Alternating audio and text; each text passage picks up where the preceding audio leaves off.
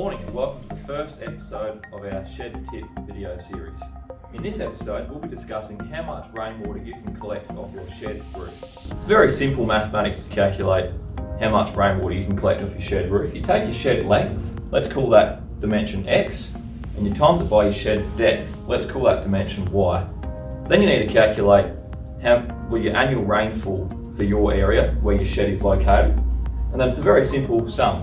Times your shed length, X, by your shed depth, Y, by your annual rainfall in millimetres. For example, if your shed was 50 metres long, 24 metres deep, and you had an annual rainfall of 500 mil, that would mean that 50 by 24 by 500 mil totals 600,000 litres that you would capture each year into your tank. So next time you're looking at building a shed, you need to think carefully about water storage to make sure that you're capturing the right amount of water for your requirements on farm.